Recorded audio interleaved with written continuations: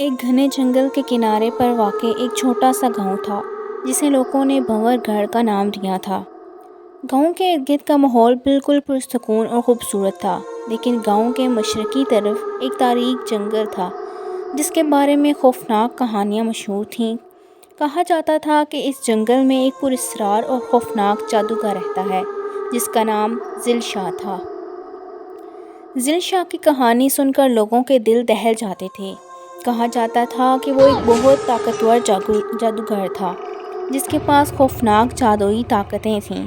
جو بھی اس جنگل میں گیا کبھی واپس نہیں آیا۔ لوگ کہتے تھے کہ اس نے کچھ جادوئی مخلوقوں کو غلام بنا رکھا ہے جو رات کے اندھیرے میں شکار کی تلاش میں نکلتی ہیں۔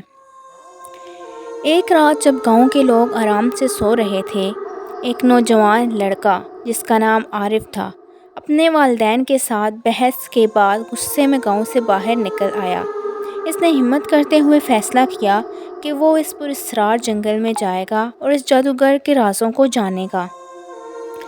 جیسے ہی عارف نے جنگل کے اندر قدم رکھا، اس نے عجیب و غریب آوازیں سننا شروع کر دیں۔ درختوں کے پیچھے سے کوئی سایہ تیزی سے حرکت کرتا محسوس ہوا۔ عارف نے اپنی جیب سے اپنی موم بتی نکالی اور اس کو جلایا۔ آگے بڑھتے ہوئے اسے ایک چھوٹا سا مکان نظر آیا جس کے دروازے پر عجیب قسم کے نشانات بنے ہوئے تھے۔ عارف نے دروازے پر دستک دی، لیکن اچانک دروازہ خود بخود کھل گیا اور وہ اندر داخل ہو گیا۔ اندر ایک بوڑھا شخص بیٹھا تھا جس کی آنکھیں سرخ تھیں اور ہاتھ میں ایک سیاہ کتاب تھی۔ وہ شخص عارف کی طرف دیکھ کر مسکرایا اور بولا، میں ذیل شاہ ہوں۔ تمہارا یہاں آنا میری مرضی کے خلاف ہے، لیکن اگر تم میری ایک شرط پوری کر دو تو میں تمہیں زندہ رکھ سکتا ہوں یا پھر میں تمہیں زندہ جانے دوں گا۔ عارف نے ڈرتے ہوئے پوچھا، کون سی شرط؟ ذیل شاہ نے کہا، یہاں سے مشرق کی طرف ایک غار ہے جس میں ایک خاص قسم کی جادوئی پتھر ہے۔ اگر تم وہ پتھر میرے لیے لے آؤ تو میں تمہیں آزاد کر دوں گا، لیکن یاد رکھنا وہ غار بہت خطرناک ہے اور وہاں سے زندہ واپس آنا ممکن نہیں۔ عارف کے پاس کوئی اور راستہ بھی تو نہیں تھا۔ وہ ہمت کر کے غار کی طرف چل پڑا۔ راستے میں کئی خوفناک جادوئی مخلوق اس پر حملہ کرنے آئیں، مگر وہ اپنی ذہانت اور بہادری سے انہیں شکست دیتا گیا۔